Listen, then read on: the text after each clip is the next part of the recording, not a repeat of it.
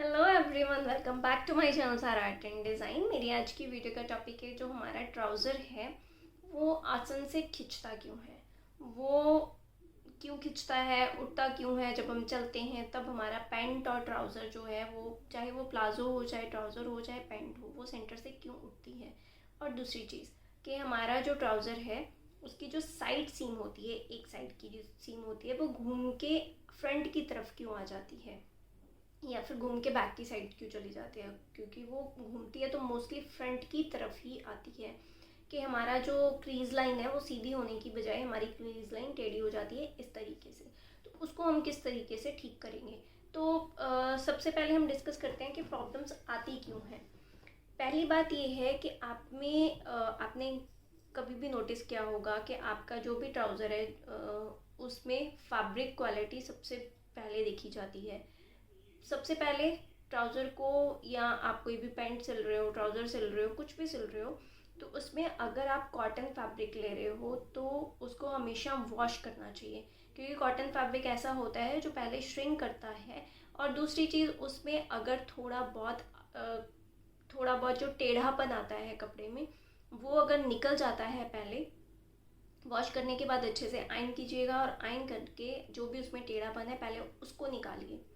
टेढ़ापन निकालने के बाद दूसरी चीज़ हमारे पास आती है कि हमारा नाप, आपका नाप परफेक्ट होना चाहिए। आपका हिप का नाप, आपका कमर का नाप, आपका फ्रंट जो भी आप मोरी रखोगे उसका नाप, और आपकी थाई का नाप सबसे मेन है। क्योंकि अगर आपका थाई का नाप सबसे सही है तब आपको जो आसन रखना है वो आपको कभी भी प्रॉब्लम नहीं आएगी। आपका आसन कभी भी बड़ा छोटा नहीं होगा।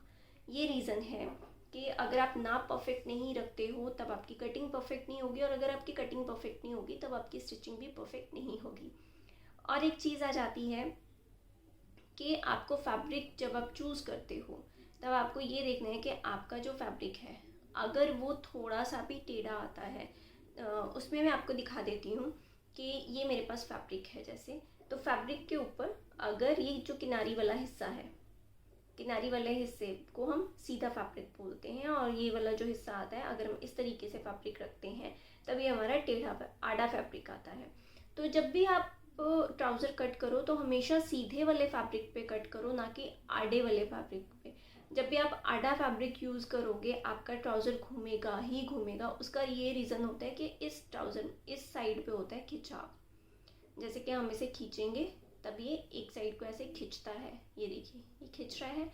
तो इसका मतलब है कि ये कहीं ना कहीं आपको प्रॉब्लम करेगा ही करेगा। और जब आप इस तरीके से लेते हो, देखिए इसमें खिंचाव बहुत कम होता है। तो उस रीज़न की वजह से आपका जो फैब्रिक है, आपका जो ट्राउज़र है वो स्टेबल रहेगा। और दूसरी चीज़, अगर आपको डाउट है कि आपका जो फैब्रिक है अगर आप आधा भी स्टिच कर रहे हो तो, क्योंकि कुछ केसेस ऐसे होते हैं जैसे चिकन वाले आ गए, या फिर ट्राउज़र वो होते हैं जिनके नीचे प्रिंट होता है दिया हुआ, रेडीमेड जो होते हैं फैब्रिक हम लेते हैं, उन फैब्रिक के नीचे जो है वो प्रिंट होता है बना हुआ, फ्लावर्स बने हुए होते हैं, वो आड़े में ही आते हैं। और अगर हमें वैसा कुछ स्टिच करना होता है तब प्लीज़ आप उसके नीचे लाइनिंग यूज़ कीजिए। जब भी आप लाइनिंग यूज़ करते हो तो वो जो लाइनिंग है, लाइनिंग का सीधापन है, उसको घूमने नहीं देगा, वो उसे परफेक्टली वहीं पे स्टेबल रखेगा। और एक चीज़, अगर आप ट्राउज़र की कटिंग परफेक्टली नहीं करते हो, आपकी स्टिचिंग है जो वो परफेक्ट नहीं आएगी। तो उसमें कटिंग के बहुत सारे तरीके मैंने आपको बता रखे हैं ऑलरेडी, बट मैं आज भी आपको एक तरीका बता दूंगी नाप लेके। उस नाप के अकॉर्डिंग आप अगर उस तरीके से अगर आप कटिंग करते हैं तब आपका ट्राउज़र बहुत कम चांसेस है कि घूमेगा। और आसन उठता क्यों है, उसका रीज़न क्या है। आसन उठने का रीज़न है वो भी मैं आपको कटिंग के टाइम पे समझा दूंगी उसमें, कि उसमें हमें क्या चेंजेस करनी चाहिए जिससे कि आपका आसन नहीं उठेगा। आसन उठने का जो बेसिक रीज़न आता है वो उन्हीं में आता है, या फिर आपका आसन आपकी जो नाप है उससे ज़्यादा है या फिर उससे कम है। दो केसेस हो गए। या फिर तीसरा केस ये है कि आपका आसन परफेक्ट है बट जैसे कि नीचे वाला बॉटम बहुत कम है और ऊपर थाइज़ वाला जो पोर्शन है वो बहुत ज़्यादा बड़ा है, तो उस केस में भी आपका जो आसन है वो खिंच जाता है। तो ये कुछ बेसिक चीज़ें हैं जिनको आपको ध्यान में रखना है। और एक चीज़ कटिंग करते हुए 3 से 4 टिप्स हैं जो बहुत बहुत इम्पॉर्टेंट है। अगर आप उनको ध्यान से देखोगे तब आपको समझ में आ जाएगा कि आपको कटिंग किस तरीके से करनी है। और अगर आप उसी तरीके से कटिंग करते हो तो 99% चांसेस, अगर आप मेरे तरीके से कटिंग करते हो, आपका ट्राउज़र कभी भी ना तो वो घूमेगा और ना ही बीच में से उठेगा। तो चलिए वीडियो स्टार्ट कर लेते हैं। और वीडियो स्टार्ट करने से पहले अगर आप फर्स्ट टाइम मेरे चैनल पर विजिट कर रहे हैं तो प्लीज़ मेरे चैनल को लाइक ज़रूर कीजिएगा, मेरे चैनल को सब्सक्राइब कीजिएगा, साथ के साथ जो बेल आइकन आता है उसको ज़रूर प्रेस कीजिएगा ताकि आपको नई नई वीडियोज़ की नोटिफिकेशन मिल सके। वीडियो पसंद आती है तो please please please please comment section में ज़रूर बताइएगा और साथ के साथ ही लाइक बटन ज़रूर प्रेस कीजिएगा। और अगर आपको कोई भी क्वेरीज़ है, कोई भी डाउट है तो आप मुझे कमेंट सेक्शन में पूछ सकते हैं। अगर आप मुझे कोई फ़ोटो सेंड करना चाहते हैं तो आप मुझे इंस्टाग्राम पे सेंड कर सकते हैं। और आपने अगर अभी तक कोई भी अगर मेरा डिज़ाइन ट्राई किया है तो आप उसकी पिक्स भी मुझे इंस्टा पे भेज सकते हैं।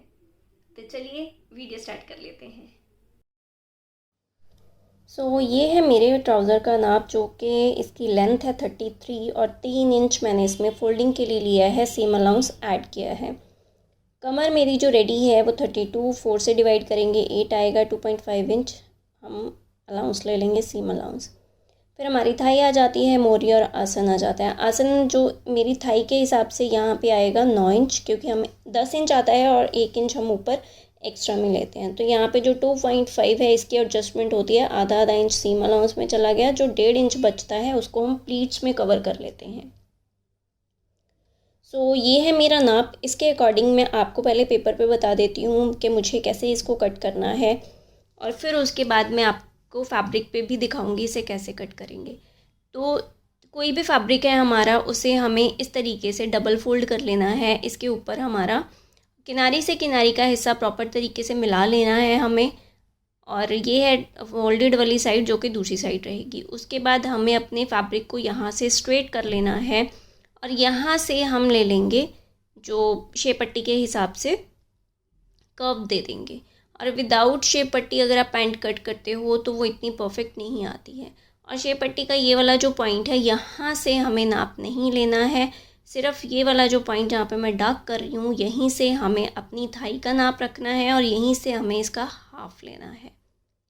क्योंकि अगर आप बाहर से लोगे तो वो बिल्कुल गलत हो जाएगा और उसमें आपको प्रॉब्लम आएगी ही आएगी। और आसन खींचने का एक मेन रीज़न मैं अभी आपको बताती हूँ कि क्या होता है कि जैसे हमारी ये नॉर्मल पैंट हम कटिंग करते हैं तो नॉर्मल साइज़ में 12 इंच से कम, 13 इंच से कम जो है वो बॉटम नहीं रखा जाता, क्योंकि बॉटम अगर 13 इंच से कम रखा जाएगा तो वो बहुत ही ज़्यादा प्रॉब्लम आएगी फिर उसमें आप में।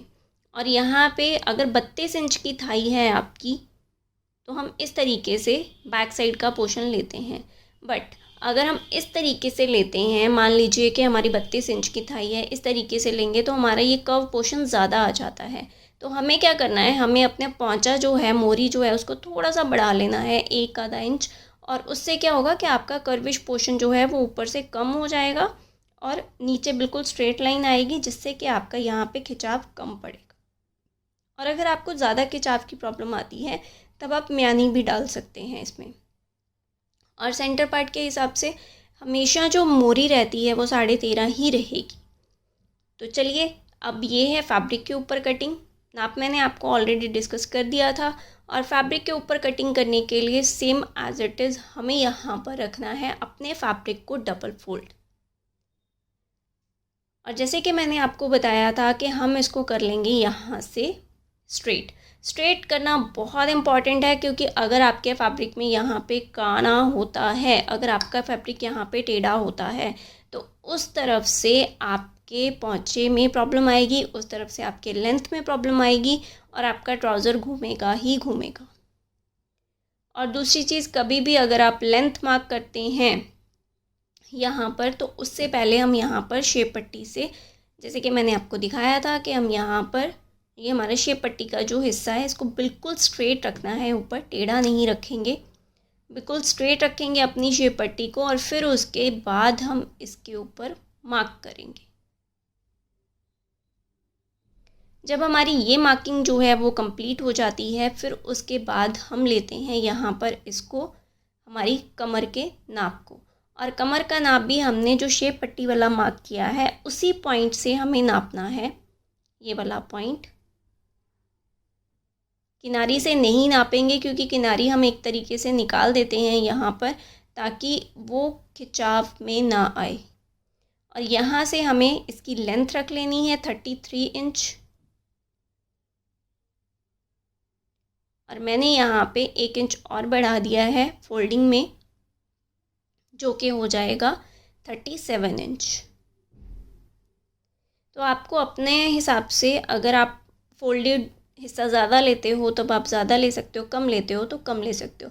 जो 1 इंच हम यहाँ पे कम करके काट रहे हैं, इसका मतलब ये है कि हम जब ऊपर बेल्ट वगैरह अटैच करेंगे वो हमारी 1 इंच बेल्ट जो है वो उसमें कवर हो जाएगा।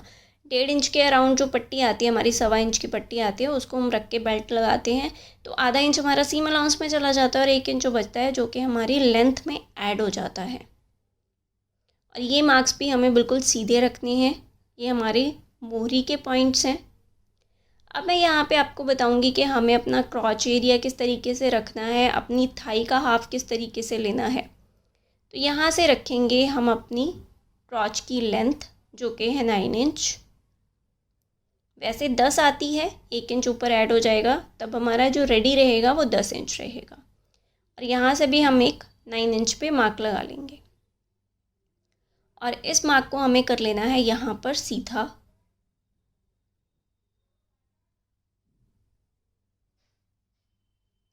और अब हम रखेंगे अपनी कमर का नाप। आपको इसको बहुत ध्यान से रखना है। कमर का नाप, ये जो हमने निशान लगाया है यहाँ से आएगा। कमर जैसे कि मैंने आपको बताई थी 32 है, उसको 4 से डिवाइड करेंगे तो 8 आएगा। उसमें 2.5 इंच हम ऐड कर देंगे सीम अलाउंस और प्लीट्स के लिए, जिसमें से 1 इंच चला जाएगा सीम अलाउंस में, और जो बाकी बचेगा 1.5 इंच उसको हम प्लीट्स में कवर कर देंगे। और यहाँ से ये जो मार्किंग करी हुई है हमने, यहाँ से हमें अपने थाई का नाप रखना है, जो कि 12.5 इंच, जो कि 25 का हाफ आता है। थाई का नाप आप जब कटिंग करने लगते हो तो उससे पहले अपना जो नाप है एक बार ज़रूर चेक कीजिए। और ऊपर वाले और नीचे वाले पॉइंट को हम बिल्कुल स्ट्रेट कर लेंगे यहाँ पर, और यहाँ से हम इसे क्रॉच की कर्व दे देंगे। अब ये हमारा जो बाहर वाला पॉइंट है, मतलब जहाँ से हमारी स्ट्रेट लाइन है, यहाँ से हमें 12.5 का हाफ ले लेना है। ये बहुत नोट करने वाले पॉइंट है यहाँ पर, क्योंकि अगर आप किनारी वाली साइड से रखते हो तब आपका ये गलत हो जाएगा। आपका सेंटर क्रीज पॉइंट सेंटर में नहीं आएगा, तब भी आपको प्रॉब्लम आएगी ही आएगी। अब इसका हाफ करने के बाद हमें किनारी से अब नापना है कि हमारा सेंटर पॉइंट कितने पे आया है। तो ये मेरा आ रहा है 7 से 1 पॉइंट कम, तो वहीं पे हम इसे मार्क करेंगे। ऊपर भी सेम, और फिर सेम बॉटम पे भी हम इसे मार्क करेंगे। तो ये है हमारा क्रीज पॉइंट। अगर आप इसको परफेक्ट तरीके से क्रीज पॉइंट को रखोगे तब आपकी क्रीज जो है वो सेंटर में ही आएगी। क्योंकि अगर इसमें प्रॉब्लम आती है तो ये है हमारा सेकंड पॉइंट, जैसे कि हमें बहुत ध्यान देना है। फर्स्ट पॉइंट है कि हमें अपने कपड़े का आड़ापन निकालना है, मतलब टेढ़ापन निकालना है। सेकंड पॉइंट है कि हमें अपनी क्रीज लाइन को परफेक्ट तरीके से मार्क करना है। और अगर आपको अभी तक ये नहीं पता कि हमें किस थाई के अकॉर्डिंग कितना आसन रखना है, तब उसका जो ऑलरेडी चार्ट है मैंने पिछली वीडियो में 2-3 वीडियोस में वो डाल रखा है। अदरवाइज़ आप इंस्टाग्राम अकाउंट पे जाके भी उसको चेक कर सकते हो। मैं वहाँ पे भी मैंने उसका जो है पिक क्लिक करके पोस्ट किया हुआ है। आप वहाँ से भी वो चार्ट उठा सकते हो। उसमें हर एक साइज़ के अकॉर्डिंग, हर एक थाइज़ के अकॉर्डिंग, साइज़ के अकॉर्डिंग उसमें चार्ट मैंने ऑलरेडी मेंशन किया हुआ है। तो अब हमें कर लेना है बॉटम का मार्क। बॉटम मेरी जो मोहरी है वो है 13 इंच, और उसका हाफ आता है 6.5 इंच, और यहाँ पे 6.5 इंच का भी हमें हाफ रखना है, जो कि 3.2 इंच होगा। नीचे से भी हमें 3.2 इंच मार्क कर लेना है, और यहाँ हमें इसे एक साइड से जो नीचे वाला हिस्सा है वहाँ से 1 इंच जो है वो बढ़ा के काटना है। उसका रीज़न ये है कि जब भी आप नीचे फोल्डिंग दोगे तब आपका फैब्रिक जो है वो कम नहीं पड़ेगा और आपकी जो फोल्डिंग है वो बहुत ही परफेक्ट आएगी। और अब हमें शेप पट्टी से मार्क किस तरीके से करना है। इस तरीके से हमें शेप पट्टी नहीं रखनी है और ना ही इस तरीके से, हमें रखना है इसको इस पोजीशन में और इसकी जो बाहर वाली साइड है वहाँ से हमें इसे मार्क करना है नीचे वाले पॉइंट तक।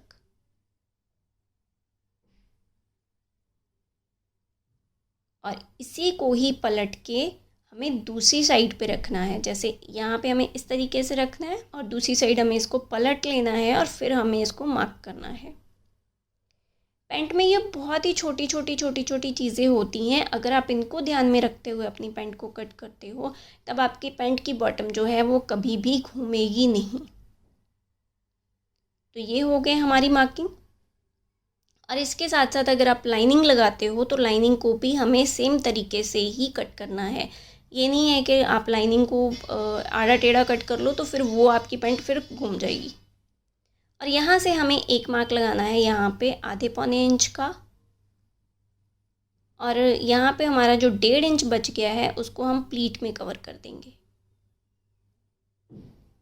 और यहाँ पे हमें मार्किंग कर लेनी है प्लीट की। और प्लीट की लेंथ हम अप्रॉक्सीमेट 5 से 5.5 इंच रखते हैं। तो जहाँ पे हमने स्ट्रेट लाइन लगाने के लिए मार्क किया है वहाँ से 5 इंच रख के हम इन दोनों पॉइंट्स को आपस में मिला देंगे।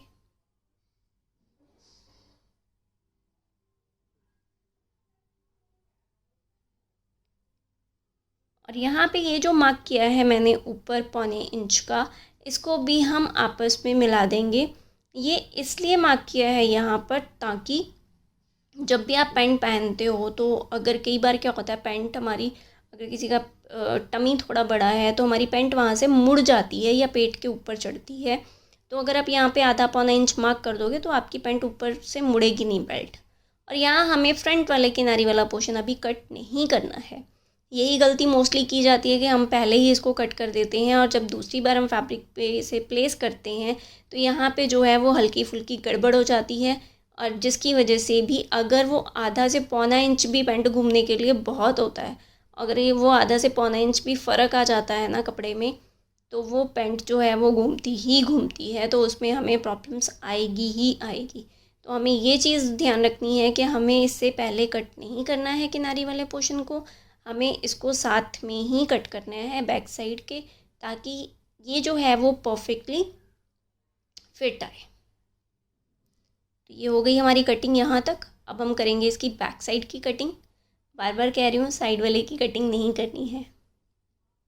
बैक साइड का कपड़ा हमें सीधा इसी तरीके से बिछा लेना है, उसको प्रॉपर तरीके से, उसमें कोई भी सिलवट नहीं होनी चाहिए। आप अपने फैब्रिक के ऊपर इसको अच्छे तरीके से रखोगे।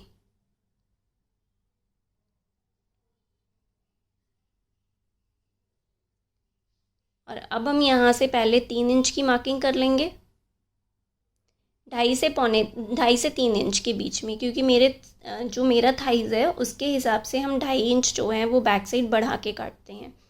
और बैक साइड जो है इसलिए बढ़ा के काटी जाती है ताकि जब भी आप बैठो उठो तो आपकी पैंट जो है वो पीछे से नीचे को ना खिसके।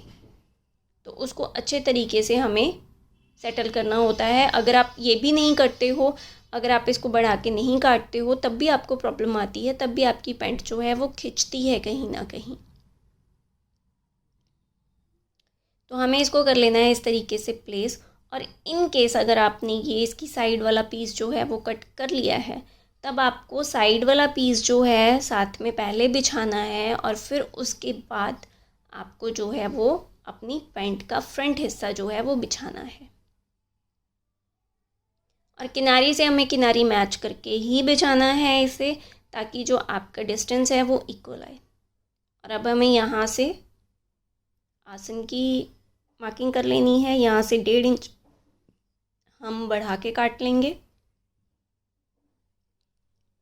नीचे भी हम 1.5 से 2 इंच जो है वो एक्स्ट्रा रखेंगे।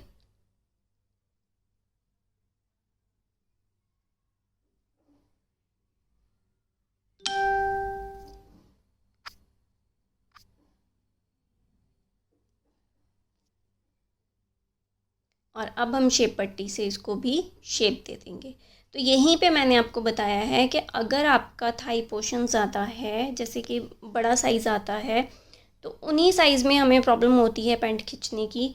तो उसमें हमें क्या करना है, उसमें आपको जो नीचे बॉटम है उसको थोड़ा सा बढ़ा लेना है बस, और फिर उसको मार्क कर देना है अपने थाई के हिसाब से, जो हमारा थाई वाला पोर्शन है वहाँ पे। अब हम इस जो हमने बढ़ा के काटा है 3-2.5 इंच, उसको हम अपने फ्रंट पार्ट से मिला लेंगे।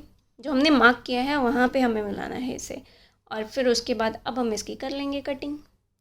फ्रंट वाले पार्ट में कुछ भी एडिशनल कट नहीं होता है, चाहे वो फ्रंट का हो हिस्सा, चाहे वो बैक का हिस्सा हो। तो जो हमारा बैक वाला पार्ट आता है उसी में हम जो है वो एक्स्ट्रा में कट करते हैं इसको, क्योंकि वो भी इसलिए किया जाता है कि एक तो थोड़ी सी लूजिंग आ जाती है, और साथ के साथ प्रॉपर पेंट का जो है वो शेप आ जाती है।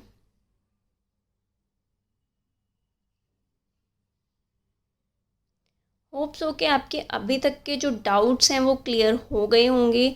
और अगर आप इसमें फुल इलास्टिक पेंट बनाना चाहते हो तब भी सेम चीज़ है, बट आपको सिर्फ़ और सिर्फ इसमें जो प्लीट्स वाला हिस्सा है वो नहीं डालना है। दैट मीन्स कि आपको लूजिंग उतनी ही रखनी है, बट उस लूजिंग को रखने के बाद हमें प्लीट्स नहीं डालनी है। अब हमें क्या करना है, जहाँ जहाँ पे हमारी फोल्डिंग आनी है उस हिस्से पे हमें नॉचिंग कर लेनी है, ताकि हमारी फोल्डिंग जो है इक्वल है। अगर आपकी फोल्डिंग ऊपर नीचे होगी, आगे पीछे होगी, तब भी प्रॉब्लम हो सकती है। तो ये थी कटिंग की वीडियो। सो कटिंग की वीडियो देखने के बाद होप सो कि जहाँ जहाँ पे आप गलती कर रहे होंगे आपको पता चल गया होगा, साथ के साथ आपने नोट कर लिया होगा कि आप कहाँ कहाँ पे गलती कर रहे हैं। तो आप उस चीज़ को ठीक कीजिए, और अगर आपकी प्रॉब्लम सॉर्ट आउट होती है तो प्लीज़ प्लीज़ प्लीज़ मुझे मेरे कमेंट सेक्शन में ज़रूर बताइएगा कि आपको ये वीडियो कैसी लगी। और अगर फर्स्ट टाइम मेरे चैनल पे विजिट कर रहे हैं तो प्लीज़ चैनल को लाइक ज़रूर कीजिएगा, वीडियो को लाइक कीजिएगा, चैनल को सब्सक्राइब कीजिएगा, और साथ ही साथ बेल आइकन ज़रूर प्रेस कीजिएगा, ताकि आपको जितनी भी नई नई वीडियोज़ हैं उनकी नोटिफिकेशन मिल सके। आप मुझे कमेंट सेक्शन में बता सकते हैं कि आपकी और क्या क्या प्रॉब्लम्स हैं। बहुत सारी प्रॉब्लम्स ऐसी हैं जिनका सोल्यूशन जो है उसके लिए मैं वीडियोस बना रही हूँ। तो होप सो कि आपको ये वीडियो पसंद आई होगी और अच्छी लगी होगी। तो चलिए मिलते हैं अगली वीडियो में। Till then take care, bye bye.